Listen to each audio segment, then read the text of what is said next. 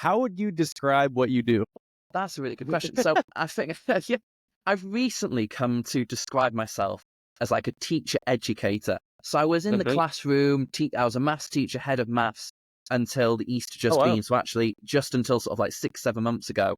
Okay. And I'd always been interested in teaching and learning and sort of developing teachers and looking at sort of like whole school development. Opportunities came, sort of like conferences and books, and I was like, you know what, this is really what I want to do full time. So yeah, I kind of count myself, I guess, now as a teacher educator. So I am that person who comes into school to deliver workshops. I'm that person who does the initial teacher training with trainee teachers. I go into a lot of schools and deliver a lot of math specific support sort of around the curriculum, developing teachers, looking at sort of, different topic areas, that sort of thing. So yeah, really quite varied work. A lot of it revolving around the metacognition, which is, yeah, I guess my brand. It feels like a bit of a cliche word, but yeah, I know. I that hate the word, but it's what's thrown around. I know. Yeah, no, I feel like everything I've got to do is branded, and my life has to be across social media and everything. Like I'm some sort of influencer. It's awful but hilarious at the same time. But yeah, so I just get to go around and do things like today and podcasts with you and write articles, go to schools, have a look at what they're doing, see if there's anything I can do to help. So yeah, it's really varied and really fun. Mr. Clark After Dark is also brought to you by Luxy. That's Luxy. Luxy sets the standard for modern dating that allows you to be truly aware of the intentions and background of any potential match. Swiping through different dating apps can be tiring. It can leave you with a constant feeling of disappointment after seeing the leftovers in your dating pool. With Luxy, an exclusive platform for those with high standards and boasts only a 10 to 15% acceptance rate, as well as a distinctive income verification feature if you choose to use it. You can end your search for the right dating app and start focusing on finding the right person for you instead. Download the app today to see if you qualify for a better chance of finding your person. Well, it's interesting too because I never realized that you actually came from a math background. Because Yeah. I taught social studies at grade 11 and 12 in Alberta, Canada for a few years, and like one of the first things in our like main like program of study was metacognition and thinking about thinking. Okay. So it's Yeah. a word I was, I guess, maybe comfortable using without actually necessarily going deeper into its meaning. So I guess with that different background, I guess what kind of first sparks your interest in metacognition, and like how did you think it was missing kind of once you did some work in that field? Yeah, so it was something I came across right at the beginning of my teaching career. It was one of those, like, during teacher training, it was one of those assignments where it was like, right, go and find a theory, go and find a pedagogy, go and find Yeah. something that you want to introduce in your classroom, go and try it out, and then, write 2,000 words about it. Or, that sort of thing that you've got to So got to fun. do. It feels like a lot of, kind of like tick boxing. Oh, I'll pick this, I did it here, I've got some evidence, this is what the kids said. So Yeah. I sort of stumbled across metacognition. I don't really know how I found it. I think it was just one thing that sort of like kept popping out in the literature, and it was mentioned Yeah. in some articles, and people said, oh, high impact, low sort of cost and low time. It's too good to be true. So I was like, I'll give it a go. And I just really seemed to understand the theory. It was just like that one thing that I really seemed to understand. Like, obviously, there's loads of sort of pedagogies and approaches, and I don't really quite get what they're meaning or what that's supposed to look like in the classroom. But this sort of seemed to come naturally to what I was doing. So I did it in the classroom, did my assignment, did all of those things. And I didn't go, phew, I'm glad that's done. It just Mhm. really stuck with me. So when the next assignment came, I'm not sure what it was on about, but I did metacognition anyway. And then it was rinse and repeat. So for like every assignment after that, Like, it I'm didn't gonna really work matter this what it in. was about. I was doing metacognition. And I remember like the person who was marking it sort of coming back to me and being like, you can't just keep doing metacognition. I'll pass you because there's so much passion. Like, But like, honestly, like, actually, come on, do something else. Like, read the question. Don't just like write about what you wanted. So anyway, sort of, I did that for a few years, and then just sort of like kept going. So did sort of more education around it. Did a master's. It was my big lockdown thing. So I know like the big thing in the UK was like learn to play the piano okay. and bake banana bread. Those like the things people did. And I was like, I'm going to learn about metacognition. I'm going to do more. I'm going to study more. And I was really lucky that the school I was in sort of put me in charge of developing a set of resources and Mhm. training for staff. And that sort of, I guess, kickstarted me taking it from something I'd researched significantly and then starting to develop that in other teachers. And then it's just kind of spiraled from there, really. So it's not really had, I guess the impact with the maths background is it's sometimes felt fairly obvious how to implement it in the classroom. So in terms of, getting students to consider what they're doing and evaluate strategies and consider things that make it obviously wrong. There's a lot of those things in maths which are quite obvious. So sometimes I feel like it can be quite a bit easier to implement in something like a maths or a science, which I guess helped me along on that journey. The things I was doing in my classroom, sort of came quite naturally. So let's try and beat apart the definition a bit here. So I guess like my initial presumption, the simple kind of, I guess maybe colloquial is the wrong word, but thinking about thinking is the generic kind of definition that's thrown out there. Yeah. How would you respond to that? If someone's saying this is how it's defined? I would say, okay, but there's more. So it's kind of like that's fine. And sometimes, like when I'm just sort of having conversations, I'll throw in that definition of thinking. It captures enough of what metacognition is about. But to me, direction. So and I think that the issue with metacognition is kind of like, as you've alluded to, there's so many definitions for it. I mean, there's really good literature on this idea of metacognition for a good century and a half. There's, hundreds of papers on it.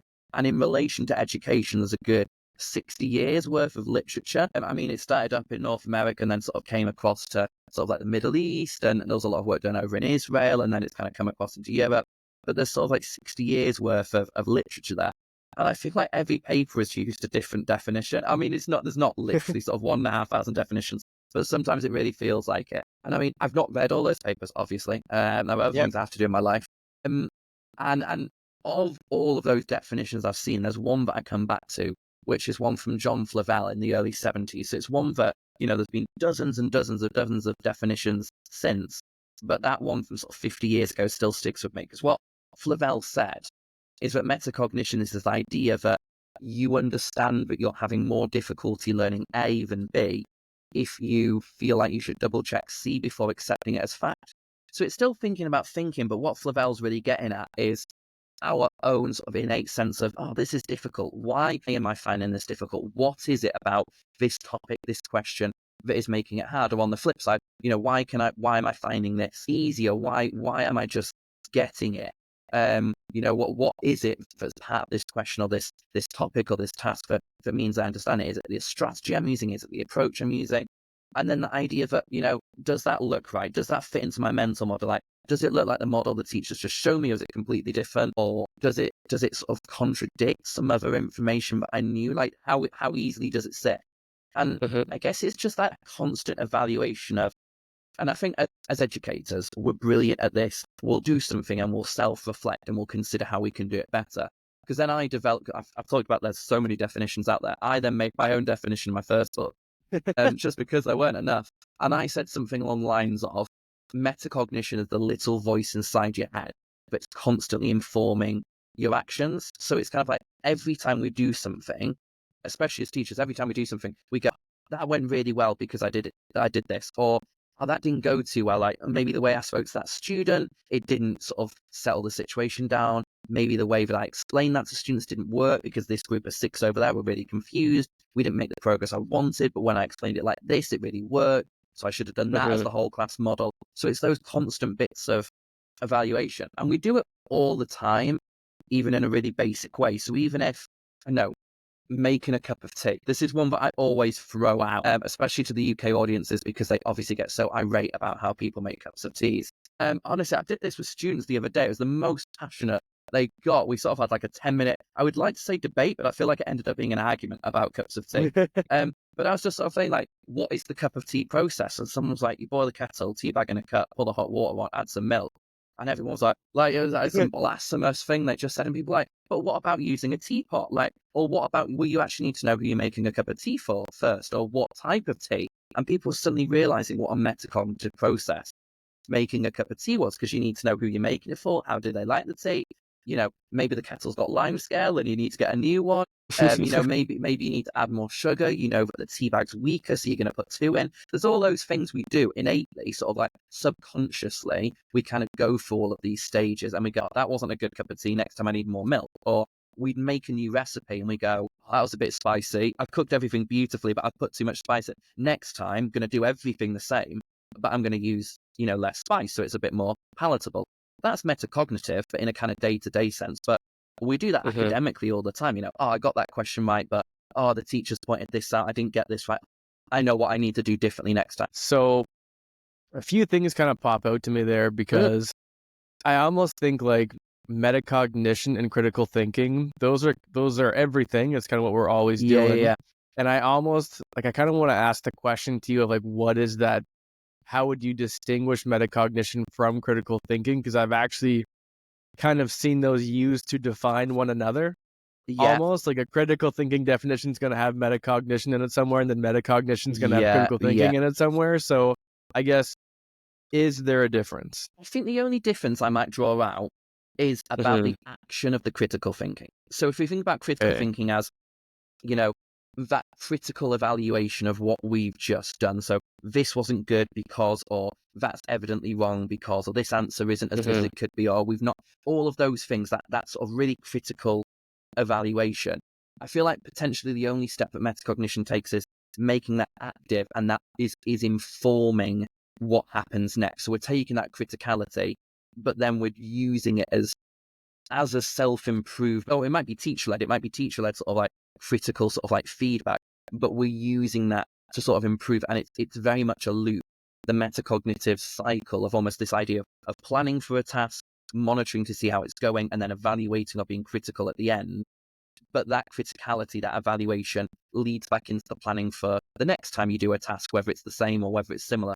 So I think that's maybe sort of the only huge sort of idea or sort of difference I'd get at. But if a teacher said to me, right, I'm wanting my students to think critically about what they're doing and really interrogate what they're doing and why they're doing it, that to me would be metacognitive, or at least striking at 99% of things and helping their students. And so I love that answer, by the way. And I think a lot of your work has been with math. So I guess, what are some of the kind of eye-opening moments or maybe light bulb moments do you see about, because I guess one of the things that I'm kind of dealing with right now, because right now I'm middle school literacy and numeracy in my current positions as academic support. It's a very kind of like vague title, but there's a big emphasis on like cross-curricular stuff. Yeah. And like trying to enhance literacy with like math word problems. Like, where are the areas that you think like the most seamless fit?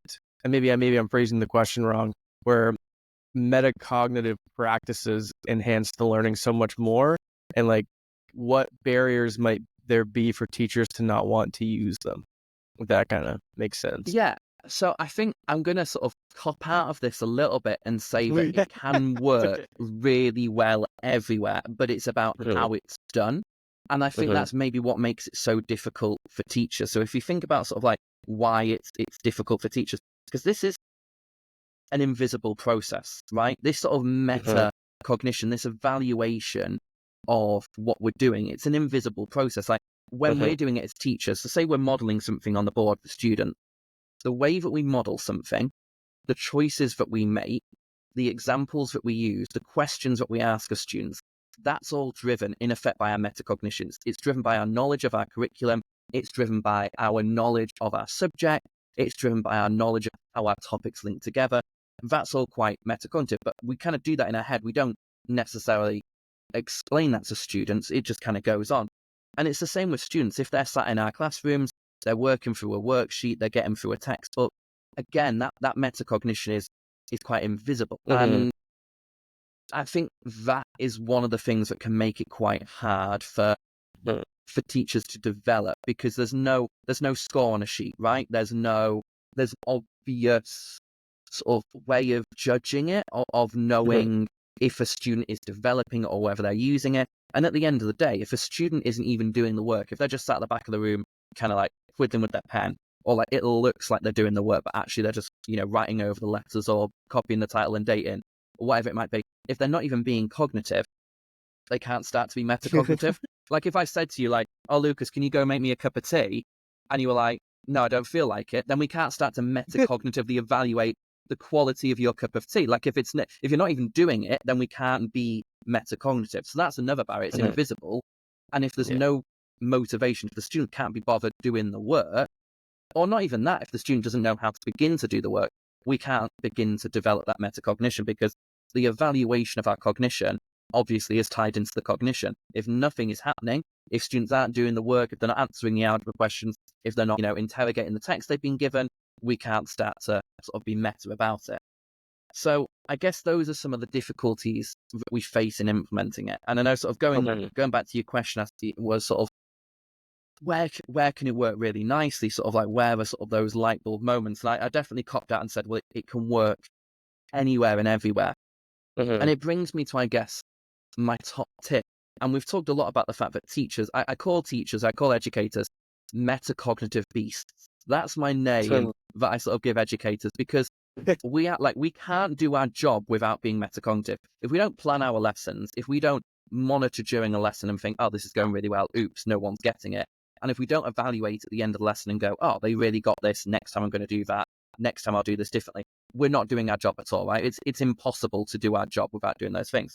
So we're metacognitive beasts. We're doing it all the time, millions of times a day, it feels like, and it's just this sort of innate process.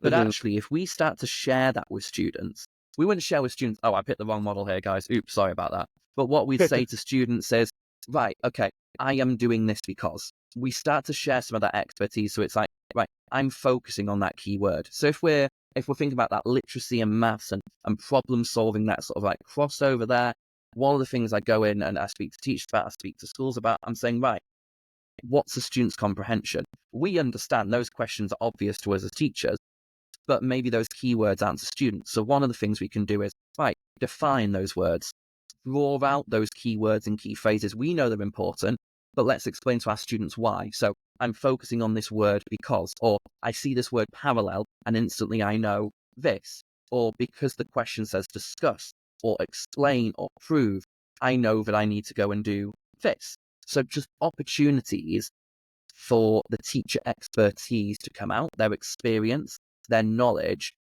I think that is the first thing that can be done anywhere, that allows those little light bulb moments to start happening with students, like, oh, now I understand why we're doing it like that because of this, or oh, I was always using that strategy, but now I can see that this strategy would have been better because, or now I know why I've always got to start a new paragraph, because every new paragraph comes with a new point. The teachers just explain that to me. Oh, amazing. Okay, now I get it. Because before I was just told and start a new paragraph, but now I know why the teacher's doing it. So now I know when to do it. And I think that is, so wherever we are in the curriculum, that is our opportunity to do it. So whatever students we're working with, whatever situation we're in, if we're trying to spark those light bulb moments, the first thing that teachers can do is take time to narrate, I guess, what they're doing in effect. Yeah. And sort of, I think of it as like chalk and talk, like we're doing something, we're doing it live in front of students and talking about the decisions we're making, the choices we're making based upon our know-how, based upon our experience, based upon the curriculum. And that really provides those instant sort of metacognitive light bulb moments for both the teacher and for students. Beautiful. Because even as you're talking there, it reminded me of like, it kind of sounds like what you're saying is you should constantly, not just the student asking the teacher, what's your point? Because like we're always going to be like, oh, it's the curriculum, but it's like there should be like a reciprocal what's your point relationship all the time about everything we're doing to kind of enhance the kind of process thinking that's going into the work that we're doing. Yeah. When I was teaching grade 12, I had, what's his name? I think it's Ronald Case. I don't know if you ever come across him before. No, I don't think so.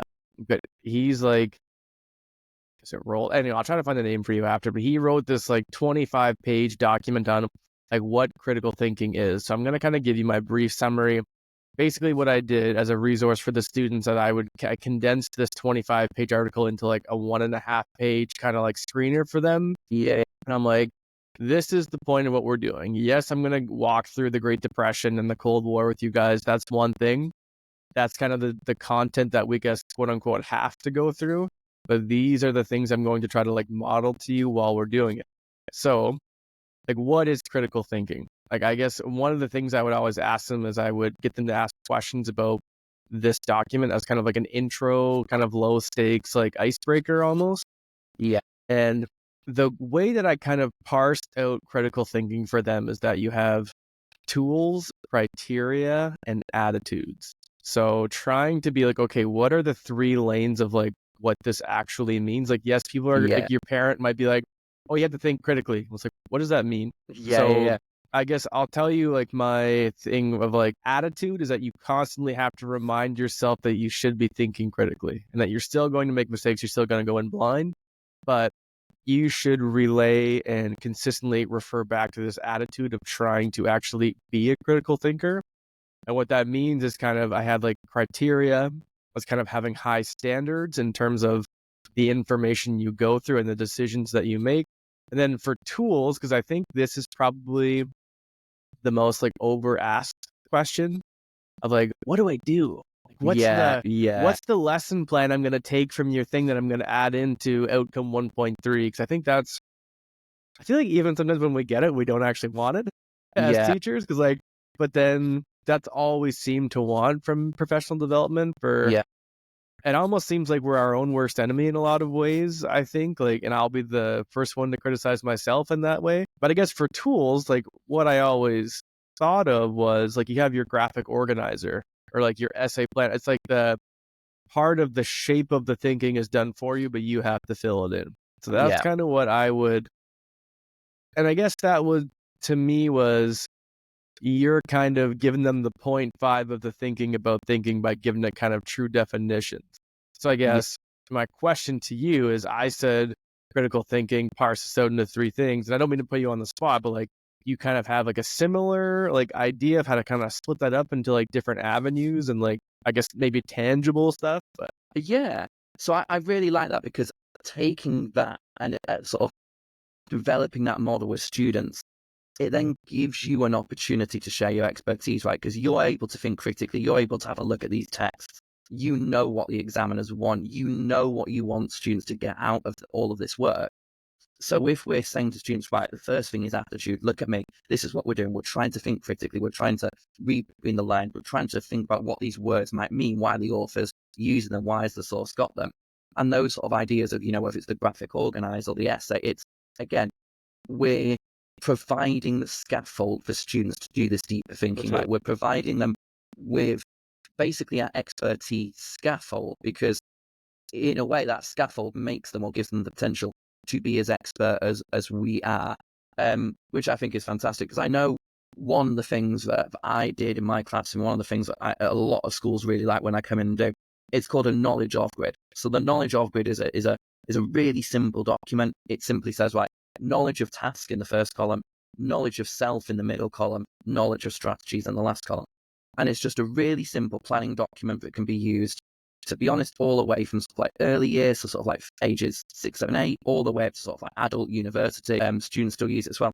And it just simply breaks down to a student, right, that knowledge of task, what do I actually have to do? Like, what is the question asking me to do? The keyword says that's a good discuss. idea. I The like that. Like, keyword do I actually says, know? Mm-hmm. Sorry, go ahead. yeah. Yeah, no, I just that it sort of that first column is breaking down into exactly what the student thinks they need to know, like it's their comprehension of the task. It's got this keyword, so I'm going to do this. It's got this date range, so I need to include these events. It talks about these elements, so I need to talk about these reactions. So their knowledge of like, what is it I have to do in that first column? The second column is that knowledge of self, like what relevant knowledge do I have to complete this task at hand? If it's a given number of years, do I know all of the events? Do I know all of the numbers? Do I know the formula that I need to solve this equation or whatever, solve this problem, whatever it might be? And then lastly, it's knowledge of strategies, like how can I go about doing this? Because again, as experts in the classroom, if you're in a maths classroom, there's normally more than one way to solve a problem, right? There's normally multiple ways. If you're in a history, if you're in an English, whatever, there's different ways of structuring essays. If you're doing a compare and contrast, for example, you can compare and contrast each element, or you could detail one item and then detail the other and then do a sort of concluding sort of like comparison paragraph, for example. And that document, again, that's the thinking that we do as an expert. As experts, we're wanting students to really take the time to think about what they have to do, what information they need to be including and how they can go about doing it. But by giving them a document like that, it really scaffolds them up. And again, if we think of scaffold being that thing that we give to students, take them from where they are, that novice point in their sort of like learning careers, that scaffold will bring them up to meeting the objectives of the lesson to in time becoming an expert like we are. We've got to put building blocks into place. We've got to put scaffolds. We need to put a ladder to take them from where they are as novices, as people who can't read between the lines, or people who don't understand all of the keywords, or they can't comprehend it as we can. And we need to put in little building blocks. We need to put in a ladder to allow them to gradually sort of develop that sort of expertise, or the ability to think about their work and go, actually, that wasn't very good, or I know that's wrong because, or the teacher said all of the answers should be positive and now I've got a negative decimal answer. It must be wrong. So all of those things, it's those building blocks to getting students to think critically, I guess, like we do, and evaluate our work and sort of control their own destiny in terms of, right, I know that I'm weak on this topic, so I'm going to go and revise it. I know that I don't understand this thing, so I'm going to go and speak to my teacher. I'm going to do something about it. And I know what to do, because that's a strong learner, right? If we don't know something, hopefully we've identified it, and then we know what to do about it. If I don't understand a topic, I can go to another teacher. If you didn't understand a policy, there'd be a colleague that you could speak to. But the students know what they don't get. And if they do they know how to address it, even if it's just a case of, this is the online platform you need to go to. This is the textbook to use. This will help you drive forward your own development. Because in life, to be a good professional, to further your education, you need to be able to identify gaps and know how to take it forward. You can't spoon feed everything. You need to know the ways that you can improve. I love that. 'Cause I even think that could almost be a sheet that you kind of provide with every major project at the beginning. Like, spend 20, 30 minutes. Because again, I'm very much a believer in, if I plan this project for 3 classes and it takes 6, I don't care. It's like, we're trying to actually create something meaningful and like getting you to construct something and get kind of some meaning out of it. That's kind of my philosophy. And again, students will abuse that 100%, and I'm working on that still. But I love that idea of like, okay, maybe they actually like rewrite the task in their own words. Yeah. Okay, now and it kind of also gives them practice with the skill of like giving direction to others. Yeah. Like if maybe they were to like teach their little brother, it kind of gets them that practice of doing that. And then maybe they get to the knowledge of task and self, and then they're like, shit, I actually have no idea how to find this answer. I don't even know where I'm going here, but no, I like that. See, that was a knowledge. Was it a knowledge off? I just call it knowledge of grid because it's broken down into that, knowledge of task, self, and strategies.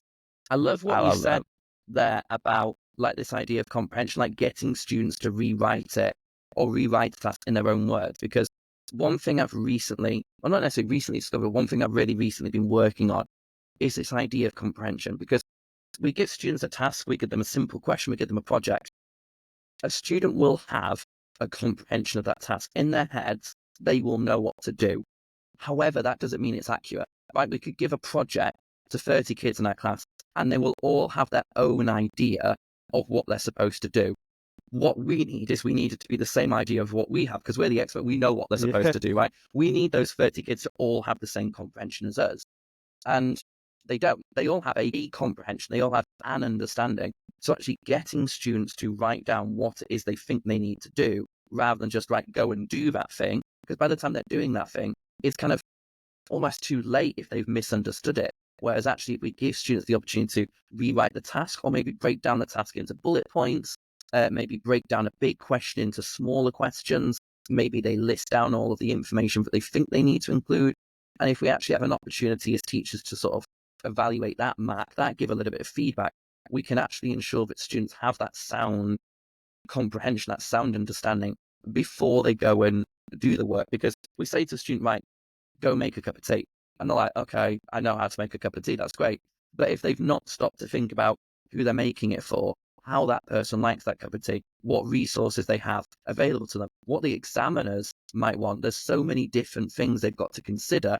In their head, they have an idea, but actually they need to stop, pause, look at the keywords, think about the information that might need to be included, and ensure that their comprehension of tasks is the same as what the examiner or the teacher is looking for. So yeah, I love that idea of getting students to write out a bullet point what they think they're supposed to do. So I have 2 things there. Because I know I'm not from the UK, but I am from Newfoundland originally, so not far across. We're the very first stop once you come across, and ours is orange pico tetli with carnation milk and a little bit of sugar. That's kind of the go-to for our tea making. But then, like, what if someone's family doesn't drink tea? So it's like, okay, so there's this whole kind of background information world that I'm not actually familiar with. So that kind of starts that kind of learning for them. Can't remember my second point. I always never actually hold my pen when I'm when I'm on the podcast. But anyway, maybe it'll come back up. Yeah. I guess moving into, so one of your books was about deeper learning. And I don't mean to put you on the spot here. I didn't say anything about this before, but I guess that's something I'm hearing a lot more about, kind of in like this weird, I guess, podcast world. It's like drink your greens, work out at 3 a.m. and run 10 miles, and then getting deep work or deep learning. Yeah. But I guess the main thing I've heard when it comes to deep learning is pretty much eliminate distraction in the time that you are working. But I guess, how did you explore that further in your, I think it was your second book? And then I guess, how did the metacognition part kind of connect to that? So it's interesting. That idea of deeper learning was given to me by the publisher. They said, I think this would be a good phrase, because like you say, it's everywhere. And I guess to me, this thing of deeper learning is the difference between surface level of an understanding and thoroughly getting a topic. So I sort of, if we give an example in maths, if it's just a really simple equation, something like a 4x equals, or, a 4x plus 2 equals 10, or whatever it might be, just something really simple, something for students to be able to solve. But can they solve it when that letter changes? Can they solve it when it looks a little bit different, when it's reorganized? Can they solve it when it's put in a worded question? Can they solve it when it's put in a problem? Because only then have you mastered the topic. Only then do you actually understand something. If you only understand it because you're doing it the same way that the teacher's done it, and you've done it 10 times in the same way, do you really get it, or do you just get that example? And I think this idea of deeper learning and how metacognition can help us is the ability to understand topics in a deeper way, understanding all of the different parts of it thoroughly, understanding how different topic areas link together, seeing how we can explore worded problems, whether it's maths or if we're able to generalize different ideas, develop concepts.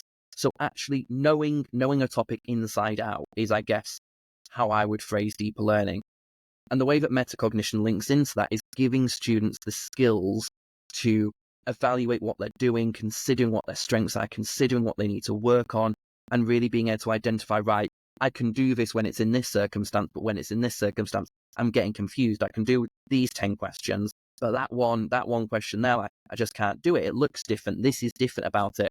I'm going to need some support on that, rather than the kid just going, I got, 10 out of 11 correct, spot on. But actually, if it's that same one type of question, but they keep getting wrong, that's something that's stopping them developing a deeper learning from sort of mastering the topic. So I guess that to me, it is, I guess, a buzzword. It's one of those things, and getting deeper learning in the classroom and getting this. But to me, it's knowing a topic inside out. And if a student sees something given in a different way, but if it's built upon that same knowledge or the same skills, they ought to still be able to do it. So how are we upskilling students to ensure that they can still do it? Well, yeah, because even like there are so many educational, I guess, like buzzwords and acronyms, but at the end of the day, there's a reason why these things are buzzwords, and it usually comes down into kind of unpacking it a bit further. And even as you were mentioning that, I feel like I was kind of even conflating deep learning with deep work. Because I guess that's kind of been like, that's a very different thing. It's not actually like, it's what you're producing versus what you're actually receiving, I guess, in that regard. But so I have a couple questions to ask you after, but I guess in this kind of world of a lot of teachers are going to PD pretending to learn, I guess, how do you combat that? Because obviously, as teachers, we have a love for learning. We kind of gain expertise in the subject, and we see it as being something of value. But then we're going into a room of 100, maybe 500 burnt out people on a Friday morning, and they've got their extra large coffee, and they're just like, I want to get out of here so I can go for lunch and do this after work. So I guess, how do you even take that into consideration when you're kind of putting together a talk or a speech? Like, how do you consider that, and how do you kind of adapt? So there are two things that I always do, and I think It's feedback I've got from before I was doing talks. It's feedback I've got since I've been doing talks. And it's mainly influenced by how I felt when I was directly in the classroom, when I was the one on the receiving end of that training. I am somebody who loves to learn. Obviously, I've written books, I'm reading research papers all the time, I'm hoping to start a doctorate soon, all those things. Like, I love to learn, but why even did I go into these, professional development opportunities completely fed up and just wanting to get out of there? And I think a couple of things struck me. One was practicality, and theory is important. I mean, I've studied the theory of metacognition and other things over and over, and theory really matters when it comes to implementation. It's really important that teachers understand the building blocks of these ideas so that when it comes into the classroom, it can be done properly. If we just sort of it, we talked about these buzzwords. If we know these buzzwords, I'm like, oh, I'm going to do this. It becomes almost a box tick. So the theory matters, understanding why we're doing what we're doing. Yes, that's important. However, what's critical is that teachers have got something to take away and do. So at the end of professional development, I often feel like if you've been in there for an hour and you don't now have something that you can do differently because of that immediately, then I feel like that's a waste of an hour. That's a lot of time lost. Eventually, that theory or those ideas might permeate through. But I always think, well, if I'm with staff even just for 15 minutes, that's 15 minutes where they could be marking, they could be planning, they could be photocopying, they could actually be having a little bit of a rest and grabbing a coffee. So what value are they getting out of that? And I think teachers, it's helpful to have an immediate, what does that look like in my next period on a Monday morning? When I've got, grade whatever class coming in to see me, what am I going to do differently based upon that training? So I think that's something I've always do. If I'm ever doing training, if I'm in schools, staff have got to have something tangible that they can leave with, almost like evidence of progress, something that they can do to get better. And that's not to diminish the importance of theory. I mean, when I go into a school for a whole day, I often spend sort of like 1.5 hours on the theory of metacognition. It's like mornings start heavy and then we get into the strategies, and everything I do is sort of based upon that theory. So it is important, obviously, but we can't just have an hour and a half on theory and go, right, we'll go and explore it, go and do something. Yeah. So that's the first thing. I think the other thing, and it feels quite weird to say this as a maths teacher, is that I think PD can fall down where it's not relevant for all teachers. So I know a big thing in the UK, and I'm sure over you as well, is that there's a lot of focus on maths and there's a huge focus on English, and then following that there's enough focus on science, and then we kind of like have a ranking of subjects. But really, a lot of what we do is geared around maths, it's geared around English, and it's geared around science. If it works for those three big areas, if it's going to lead to improvement in grades and outcomes for students in those areas, great, everybody will do it. The whole professional development will be around it. And then you've got your art teachers, you've got your drama teachers, you've got your humanity teachers, you've got your sports teachers going, are we just doing this because it's good for them? Are we just doing this because you've not thought about it? This isn't relevant for our class. This isn't relevant for our subject. Or it doesn't even work in our subject. Like, every class needs to start off with a written retrieval task, and PE go, well, we start our lessons by getting changed and getting out onto the sport field. Like, what are we supposed to do? So I think that's imperative. I do it in my own training, but I think it's imperative that we do it everywhere, because maths, English, science, it's like half our curriculum. We've got another huge set of subjects which are crucial to us. And I think I was at a university just last week, trainee teachers, they'd been in the classroom for 10 weeks. The first example that I used in the lecture was a drama example. So I didn't go to maths, I didn't go to science, I went in gave a drama example. And one of the trainees came to me later and said, we can't believe that you even mentioned drama, let alone mentioning drama first. And I thought, these trainees have picked up on this in 10 weeks, that their subject never gets mentioned or is right at the end. I'm like, what hope do we have when they're 5 years into the career? No wonder they're going into professional development going, this isn't relevant to us, and they're not going to think about it. So maths is my first love. It's a subject I passionately love. I wouldn't have taught it, wouldn't have been a head of department if I didn't. But our schools are so much more than maths, English, science. We have a range of subjects, and we're trying to develop students who have passions across these subject areas and sports and arts and everything. But our professional development needs to consider all of those people. Yeah, because that really is like an impossible question. I didn't mean to throw that at you, but like I remember like the last couple of years I've gone down to, because I lived in Alberta, we would go to Edmonton, and I mean, like you're renting out a convention center, you've got all these speakers who are being paid to present, and I'm like, there's millions of dollars going into making these 2 days happen, and it's easy to kind of, what's the word I'm looking for? Not the gradual release, but it's easy to, what's the phrase I'm looking for? Like you pass off as like someone else's problem almost. It's like, oh, it doesn't really affect me, like whatever. Like there's so much being invested. And if the main feedback is like, I'm just in this for the summers off, I don't know. It kind of strikes me as like a weird, like, we can't ask for it and then hate it when we get it. I don't know. It's kind of that's I love learning. Like, again, like I went into one of those sessions and they're like, oh, this is a way that you can talk about like Alberta identity. And then it was a great session. And I was like, oh, that's cool. That's something I could do with my social class on Monday. That to me, I think almost we start to see it learning as like it needs to be this grandiose, like mind-shocking event where our head explodes to be meaningful, but that's not necessarily the case. Like it doesn't need to be it doesn't need to be equally interesting to anyone, but you can still take something from it. So anyway, my own little tangent there on kind of like the TV sessions. It's such a big thing, isn't it? Because we're teachers, we're teaching students, we should have a love of education and we want to try to develop that in students. But how do we keep that going in us as educators and make sure that what we're offering is relevant and we keep that spark going? Because why would we have entered this profession if we didn't love learning? But that spark goes, doesn't it? And there's so many aspects to that I think we need to keep looking at and interrogating and ensuring that we are keeping a staff, a sector with people who were passionate about learning, still passionate. But I don't think there's any easy answer to that. And it's like we wonder why our students question us, and then a PD presenter goes up and we're like, who's this guy? Like, who's this guy telling me what?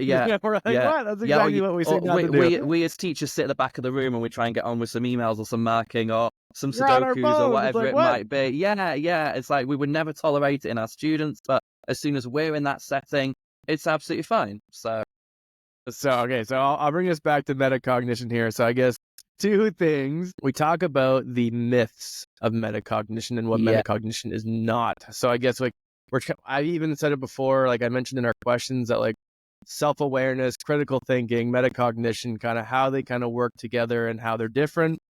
But I guess what is it not? And I guess what is the myth and how is it misunderstood? So I think there's a couple of aspects, because we've kind of said that like that idea of critical thinking and metacognition, there's enough overlaps there that I don't think that's a major concern, as long as we're kind of doing the same things with our students. That idea of sort of being self-aware, again, aware of academically, what we're doing well at, what we need to work on, what support we can get. Again, I'm kind of all right with that. I think one of the areas that gets a little bit confusing, especially I know over in the UK, because a lot of how the research has been framed, is this idea of self-regulation. Because self-regulation is this idea of like how we control our behaviors, which instantly like, oh yeah, that kind of fits in with this idea of metacognition, how we control what we're doing. But I know that self-regulation, it's relating a lot to behavior. So like, how do we regulate ourselves in our conversations with teachers? How do we keep that professionalism? How do we regulate our behaviors when we're speaking to other students? How do we regulate our emotions? How are we getting ourselves organized? How are we keeping on top of stuff, sort of personally, socially? And metacognition is very much in relation to the academic aspects of things. So I think that's one of the myths. Like metacognition isn't this big sort of control of all behaviors. It's very much in relation to sort of cognitive. It's very much in relation to sort of academic behavior. So I think that's one of the myths. And I know that's really permeated as a myth in the UK because of quite a lot of the research in the UK has been based around metacognition and self-regulation, and lumping those two things together has just really confused matters. We talk about like the confusion of different definitions. It does seem like a bit of a weird combination of self-regulation. 'Cause I guess in a sense, I have kind of talked about the like attitude of critical thinking, that you can kind of use this habitual process of trying to be critical to just think about your thoughts and things that are like things that you perceive as emotionally damaging. Like you can kind of catch them in the act and you start thinking about like what thoughts trigger feelings in that relationship. But I guess, is that kind of what you're going into with that connection a little bit as well? So that type of thing would be I think, the grey area between sort of metacognition and self-regulation, because some of those strategies are similar. The ability to catch yourself, to consider what you've just done, because we will, in effect, regulate our emotions. Like, oh, I shouldn't have snapped like that. I shouldn't have sort of like, but that is like this ability to reflect. It's the ability to consider our actions, and that's more in relation to sort of emotions and behaviors, whereas the meta is in relation to the learning. So I think that's sort of like criticality. If we're thinking sort of like, right, what are the attitudes of someone who's being critical? Can you catch yourself being critical? Can you start to critically analyze your thoughts, your answers? Where we start to think about sort of like maybe our behaviors and our emotions, we're slipping into sort of like that self-awareness or regulation of our emotions and our behaviors. So I feel like it's somewhat of a continuum. I often think of it almost like as an umbrella. Like, self-regulation is this big umbrella, and metacognition is a big strand. Like, it's got loads of spokes holding the umbrella up. It's a really big part of it. And if we've got no metacognitive skills, that umbrella is crumbling down, it's blowing away, it's useless. But self-regulation is more, because it's incorporating those sort of like controls of emotions and behaviors and the social, personal sort of development.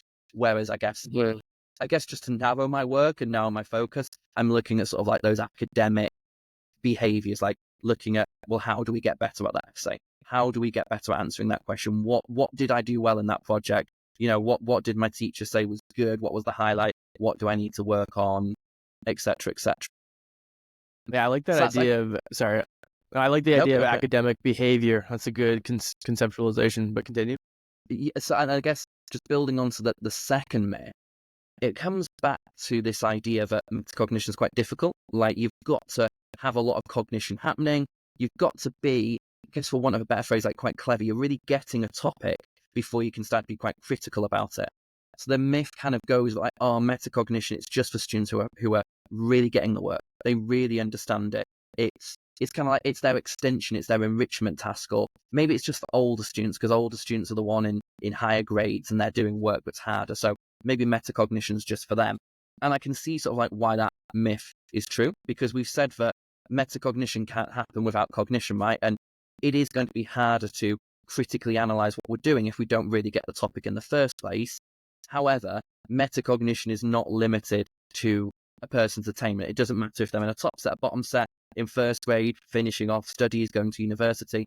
Those ideas of metacognition, the ability to evaluate what we've just done academically, is the same if you're learning to count on your fingers, or you're doing some pretty advanced historical study, some essays, whatever it might be. So that's one of the other myths that often, I wouldn't say so much in the literature, but happens in schools, kind of like that. It's hard. Oh, it's just something I'm going to give to the high attaining students. Well, no, because it's actually something that it's happening for all students, right? As soon as cognition is happening, that ability to be meta is happening. And just because someone's really high attaining doesn't actually mean that they're really good at analyzing their work. It might just mean that, they've almost got away with it for now. They just kind of get it innately, but at some point they're going to get tripped up. At some point they're going to find the work hard. So are they able to analyze? Are they able to critique? Are they able to be critical about what they're doing? Absolutely. So I don't want to keep you too much longer here, Nathan, or Mr. Meta, sorry. And so I guess before, I have a couple of quotes I usually kind of end off the episodes with, and I know there's still some more that we could go into, but I really kind of wanted to see, is there anything maybe that I've missed from asking, or any like questions that, or other aspects of metacognition that are kind of under addressed that you would like to kind of share? No, I don't think so. I feel like we've covered a lot of those myths. We've covered a lot of what it is, and I really like it. It's been quite interesting to kind of have a look at the difference in metacognition and maybe some of the language we used across the water. We're separated by a few thousand miles, but the language that we use can sometimes seem quite different, but what's underpinning that is actually very, very similar, what we're wanting to. And I think that just shows how hard it is to develop this commonality in quality teaching approaches. We suddenly, I think it's the jingle jangle fallacy. I don't know if that's a fallacy. I've never heard of that. I get it the wrong way round, but it's like a jingle is like if we talk about the same idea, so we talk about metacognition, but we actually are doing different things, and jangle is we call them different things but actually doing the same thing. So it's almost like this kind of like jingle jangle, like, I call something metacognition, you call it critical thinking. We're talking generally about the same thing, but in other aspects, you might say something And I'm like, oh yeah, we do that as well, but we're actually doing completely different things. So I think that shows how hard it is Oh, I like to that. implement different. I wish I'd have invented it. I only came across it a few months ago. It just sounds quite Christmassy as well. So very seasonal. But I think that makes it really hard when we actually do go to implement, and it does make it quite hard to when we do have speakers and we do interrogate literature, because we do have such different phraseology, or we do have sort of different approaches, and it can make sort of consistency and understanding quite difficult. So I think that it's been really interesting to sort of delve into that and sort of see what, what's the same, what's different, really. The jingle jangle and interrogating literature. I think that's the title for our episode right there. Brilliant. So I guess some of the quotes I usually kind of end off here is, one is, do not let school get in the way of your education. I guess, what are some of the things that you feel have helped you become successful, especially like building relationships and being a presenter, that you wouldn't have necessarily learned in a classroom? That is a big one. So Deep learning, deep thinking yeah, so here. I'm going to rephrase this now. So Sure. this is me putting it to my own words. So I guess, so what are the things that I didn't Knowledge necessarily of the learn in task. school? Yeah, exactly. I'm rewriting it in my head to try to get it. So what are some of the things that I've learned in school, or didn't learn in school, sorry, that I have since learned? I think recently it's been the power of networks. So I think that I often thought of networks like it's the old sort of like adage of it, like it's not what you know, it's who you know, and that sort of allows you to get to where you need to be. And that's what I thought was true for quite a long time. Whereas actually, I think I've more recently learned that often networks, especially in education, we're all in this for, 99.9% of us are in this for the right reasons. We're in education to develop students and to give them good lives and good opportunities. And I think that's what makes networks in education somewhat different, in that you can reach out to people and there's not a fee, there's not a cost. People are happy to help. If you're trying to get a student a placement school, if you're, trying to find somewhere to host a conference, if you're looking for speakers, True. if you're looking to share a resource. And It's I think almost that's more something, authentic yeah, absolutely. than like a It's lot of not, other. Yeah. yeah. And I just feel like, obviously it's not something you can learn in school, but just that ability to network and to know different people and draw on their experiences, and just basically have a LinkedIn profile where you go, right, has anyone done this? And you have 10 people fire back, like, I've done this before, and be like, okay, perfect. I've got 10 people I can pick the brains out of, because at school you have your teacher, but then Pick the when you go brains into the big out. wide world, who do you go to there apart from Google? What do you do? So actually having those networks like that is just so good, especially sort of in the sector that we're in. Absolutely. That's a great answer. And I'll bring us to our last one.